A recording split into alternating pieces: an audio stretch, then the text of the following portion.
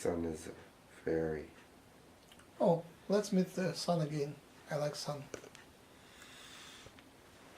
She's around. Pentim's around. Nice. Let's have sun. And Pentim is welcome too.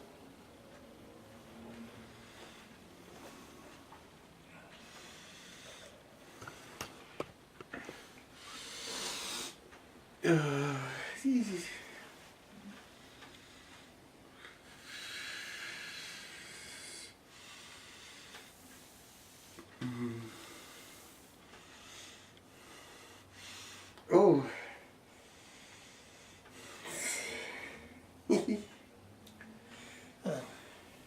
Hi. How are you? I'm very good. How are you? Oh, not bad, not bad. Yes. I heard you talking, but I don't have much information about your businesses. Uh-huh. But I do like to talk to humans now and then. Uh-huh. I talked to you a long time ago. Right. But I was at your house.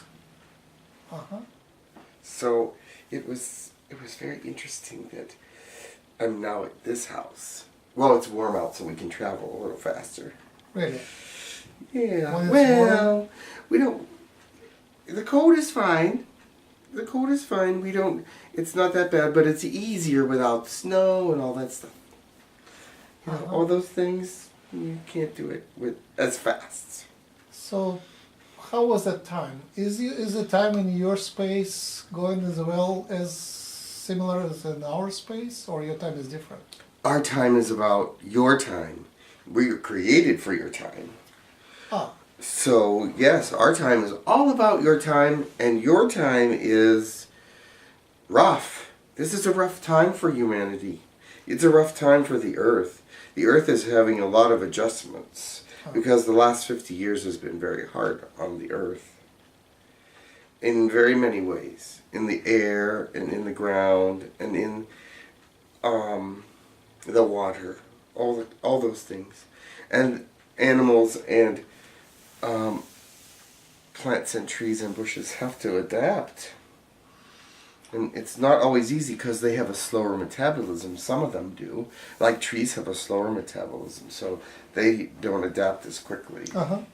So to help them adapt, we have to clear out all this, anything that's not natural around the roots. Because whenever they reach up into the sky, they hit the pollution in the air, so.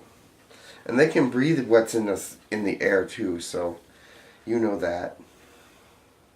So they get polluted, and some of them are dying. And that's what happens to some of the bees and things. They just got polluted with some of the things that are in the plants and the bushes and the flowers. They got polluted. So we had to clean out areas so that they wouldn't get polluted. But it's hard to do the air. We can't do the air. Oh. We can do the air a little bit, but not as much as that we would like to. We can't get that high up in the air.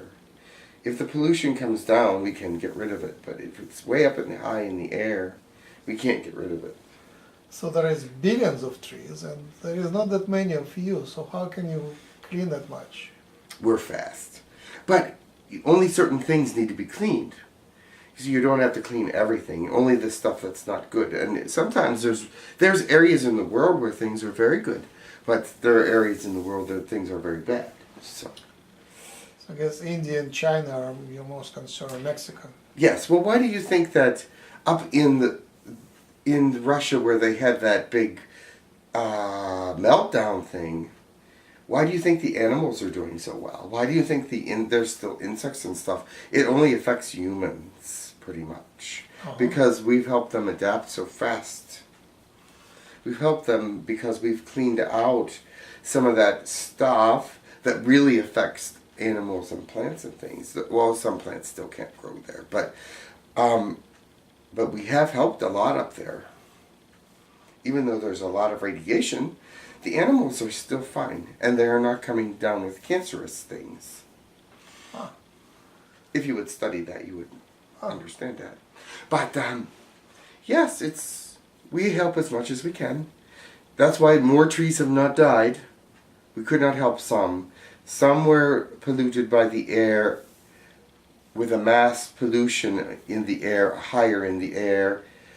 It fell on them, sort of thing. So that's what keeps you busy? Very much. Very much busy. What good is happening? What is happening where? Oh, in your life, what good is happening? Oh, good things are also happening, yes. Well, the bees have returned in some,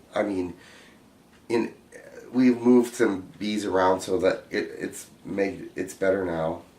So that's a good thing, and they are starting to live again. We've taken away you see, they create honey, which is one of the greatest things on the earth that can be made, and it's rare because it has things in it that can't be duplicated. So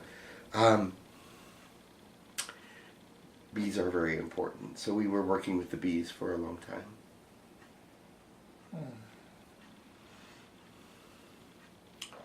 So I have a nest of striped jackets. Yellow jackets. Yellow jackets. Yes. In my house, and we are selling the house and moving away. So the new owners, I guess, will extinguish them. We'll call exterminators and extinguish. Yes. Yellow jackets are not in danger. There's many of them around. They're probably one of the most hardy of the species. So it is not real upsetting for someone to eliminate a colony of them. But honeybees are very precious. In any case, if you have a communication with these yellow jackets, tell them, maybe they would live peacefully. Oh, yes, I know being where killed. Actually, we can ask them to move out, but they don't have to if they don't want to. So, we'll ask them. Just pause them. They will be treated whenever they come out. That's no question. Well, if they move, then they won't get harmed. We will let them know. Yep. But sometimes they are stubborn. But because they like their location, or there's so much things there that they like, it's close to things that they are very happy with, and they have looked elsewhere and not found anything, so bees are very temperamental. So I walk around that nice wild forest nearby, and I cut their trails using garden scissors, or how they're called, trimmer or whatever, scissors. And I just was surprised how many prickly bushes are there. Interesting. Prickly bushes. And I just realized why I like trees. And most of the trees, they are not prickly. They have their, how they call, I forgot the word, their whatever. And then they grow out above, but humans can walk down below, right? Stem, they have a stem. Yes.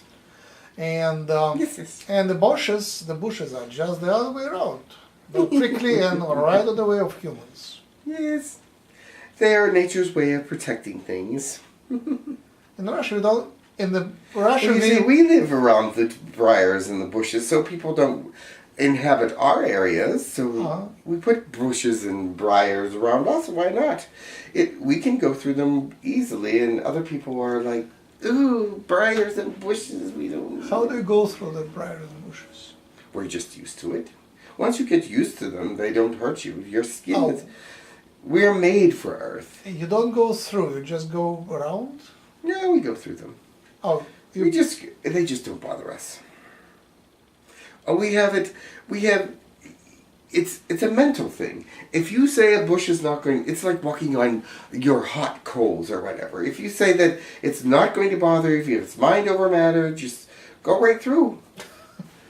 So we just go right through them, but we know that humans don't like them, so we put them around, and it's just like we can do our thing without even worrying about bushes. We just walk right through them. They don't hurt us.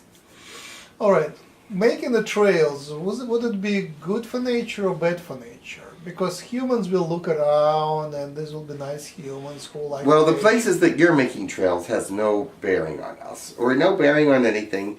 People can walk around. They're not going to be hunting. They're not going to be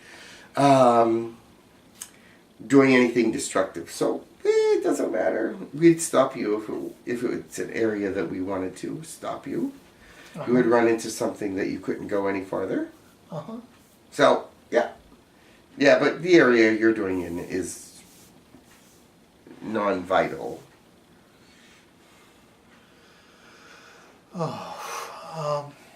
What else is happening in your life? Do you have families and friends? Of course we have families and friends. Actually, the population of the elemental population, as you call it, has actually grown in the last several years because we need more. And so we asked for a growing population, and it was done, yes. And it continues to grow. We once only had a few hundred elementals on the earth. Now there's thousands. So Thousands. yeah. But still, that's not enough. And what kinds are there? There's elves, and there's fairies, and there's wood nymphs, and there's those are the kinds we deal with mostly. And there are some trolls, but they're not very many. Uh-huh. How about gnomes? Gnomes and trolls sort of hang together. They still dig for gold and stuff?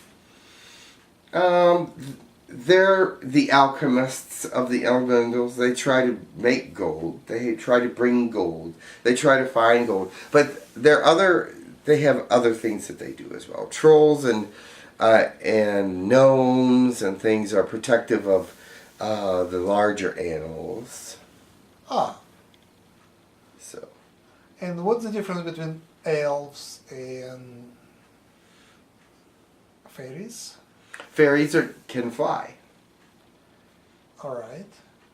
And functionally, what's the difference? What's the different things you do? Well, if you can fly, you can do things in a higher altitude. So we're like, if there's bees in the trees Uh-huh. and things of that nature, we can help out with that kind of thing. And if there's an animal that's a tree dweller, yes, we can help with them too. And also the higher branches, sometimes we can clean them off if they get too dirty. Uh-huh. So, but the elves are more ground. They're the ground team. Uh-huh. We help with the ground as well, because the ground is very important.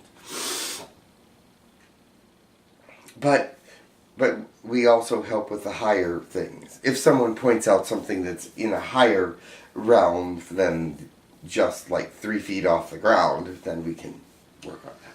I get it. In appearance, are you much different from elves? Yeah, we look different. We have wings. So, yeah, we look a little different. We're a little bit thinner, a little bit more. Our noses are a little bit longer. Mm-hmm. We seem to be a little bit shorter, just for the flying thing. We're a little bit less heavy. How about tooth fairies? Are there any tooth fairies? There's no tooth fairies. Really? No, there's no tooth fairies. I mean, some trolls collect teeth, but I don't think that you would want to call them tooth fairies. Can't you come up with a tooth fairy team? Kids like that idea very much. Yeah, but what are we doing with it? We don't need your teeth. Oh, right.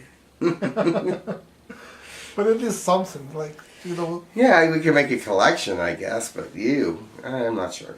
It just doesn't sound very clean. It's not a very clean collection, unless you really polish those suckers. But, it's okay. My kids really like the idea of tooth fairy. They still want it to exist. Sorry, there's no really tooth fairies, no. So how do you multiply? What kind of families do you have? We have families just like everybody else. But it's rare. We don't have the sex drive you have. Ours is just for creating new life. Uh-huh. But yours is more, I don't know. You have more fun and with it, and well, we do too sometimes, but not as often. So are you mammals? No. Do you lay eggs? No. We actually, the process of birth is very different than anything else. Elementals have a different way. They sort of divide in some ways. Part of them becomes part of something else. So they will like give part of themselves to a rock or a tree or a plant, and it becomes something unique.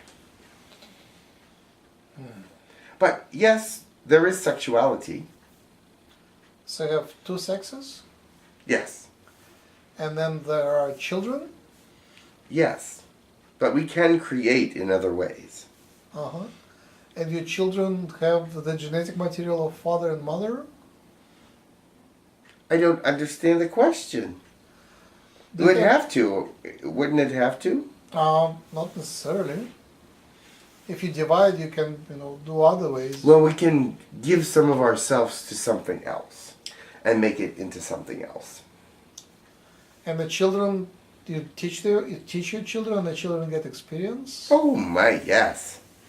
They follow us wherever we are always together. Oh, really? Yes. Oh, you work in families? Yes. After the child is born and is about 2 weeks old, they start coming along everywhere we go. Are there elders?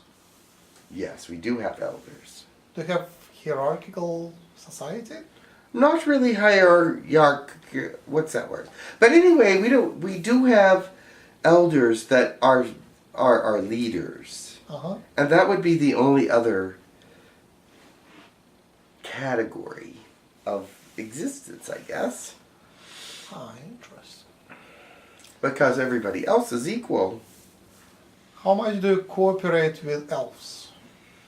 Well, we have to cooperate with elves every day. Every day.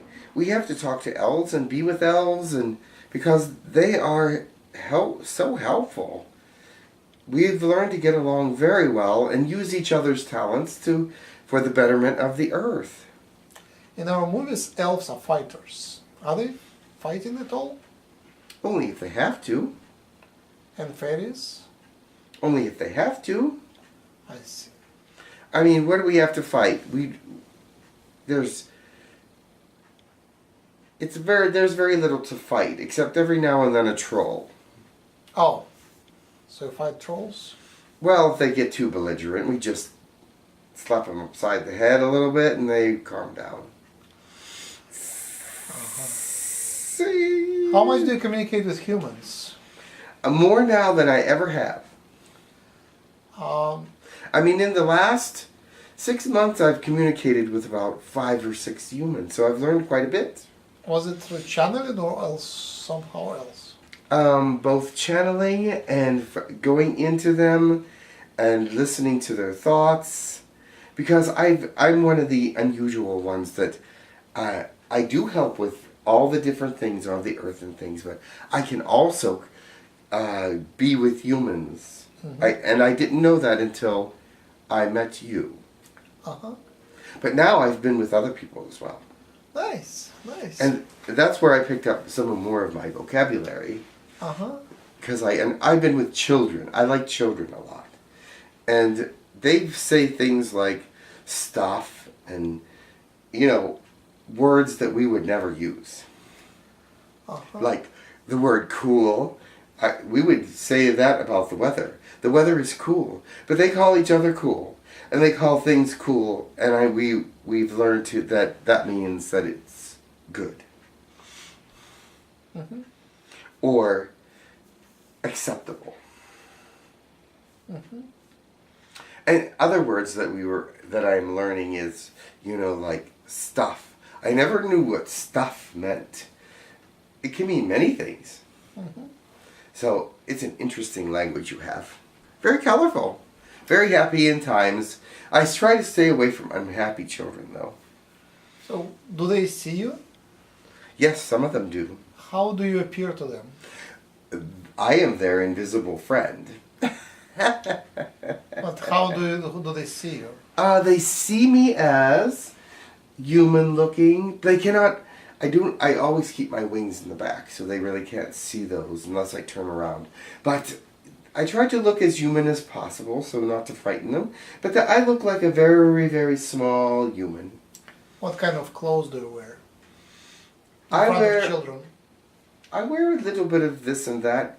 I have nutshells that I weave into clothing and things of that nature. Some different kinds of dried grasses and leaves that are dried, but still keep their moisture. Not like in our cartoons. I did not watch your cartoons. I don't know what your cartoons are like. Can you watch if you want to? I guess.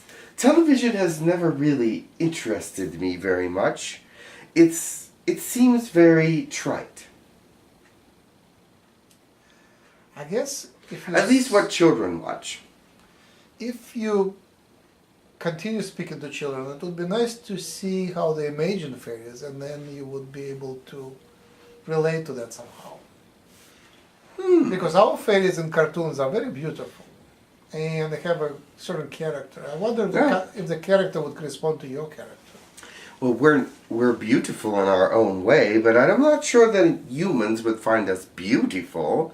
I mean, we're pleasant looking, but we have extra long noses, and we have very thin lips, and our hair is just very thin hair. But we have hair, and we let it grow fairly long. Yes, sometimes it gets caught in trees, and if we're in a very wooded area, all the briars and things, we pull the hair back and tie it back.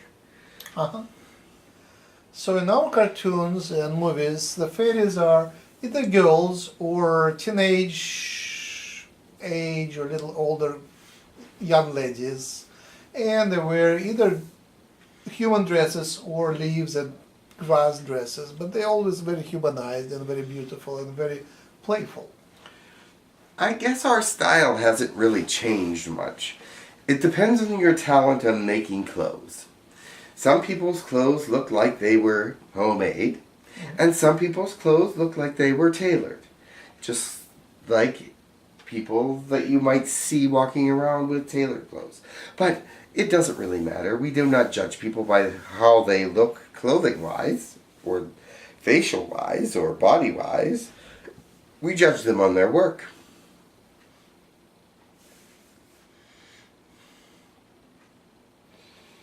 Are you communicating with ETs? Oh, we know the ETs, yes.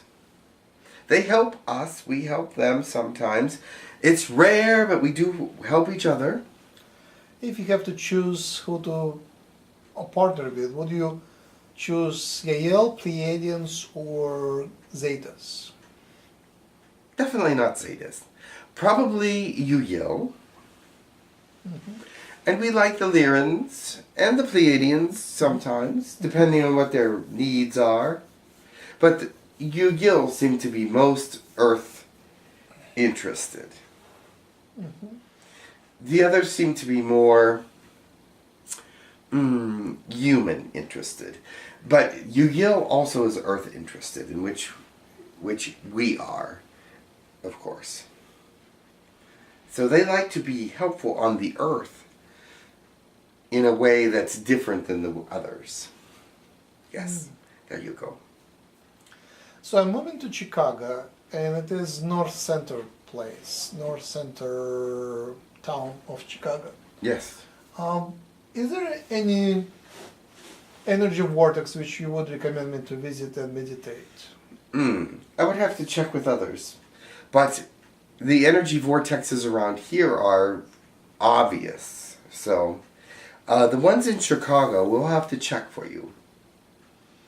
It would probably not be too much in the city anymore. Sometimes if a city is built on a vortex, it brings it down some. but not in some areas, but depending on the people that are there. How about the beach? That is a big beach line. One moment. The beach would probably have more vortexes than anything, than any other place.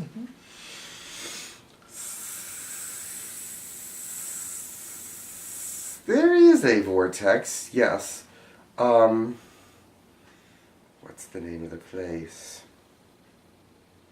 I don't know the name of the place. How does But it look? there is a vortex right in the middle of Lake Michigan. Not close. I need like something accessible. And it's a nice big vortex as well.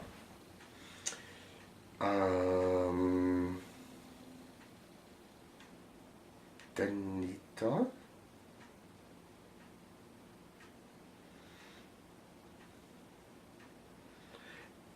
I think it's called Danitot.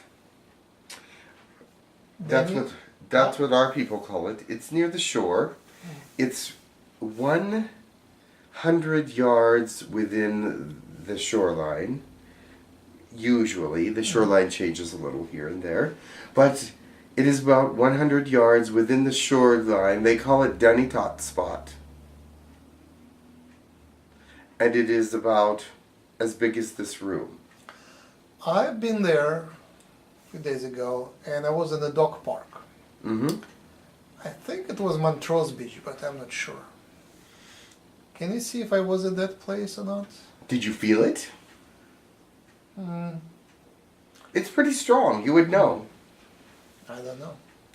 Danitot's spot is as big as this room, maybe a little bigger, and it is a very strong vortex for positive energy, and it is in a forest, and it is in a dark, it's in the dense part of the forest because the trees grow very dense there. Oh, there's no trees there.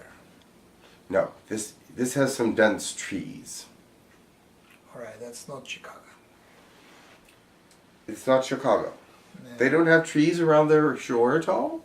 Almost none. Or perhaps around outside of Chicago. Then it wouldn't be a shore. Are you sure? Yeah, I'm pretty sure. Alright.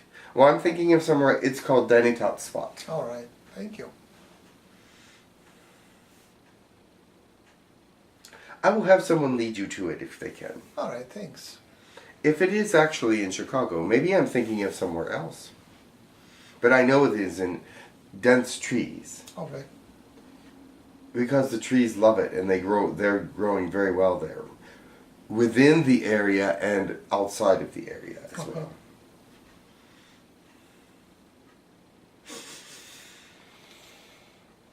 Oh, somebody else wants to come and talk to you. Thanks for coming. It was a Yes. pleasure. So, alright, I'm going to go.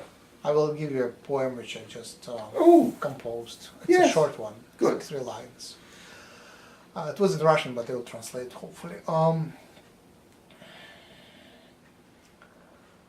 A warm day in November, between naked branches and lonely mosquito.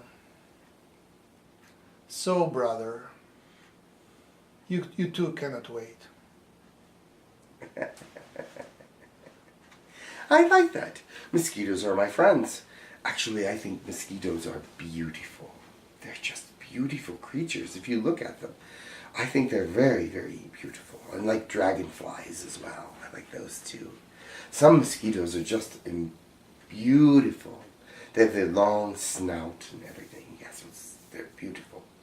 So, but anyway, I could give you a poem if you want. Alright, give me.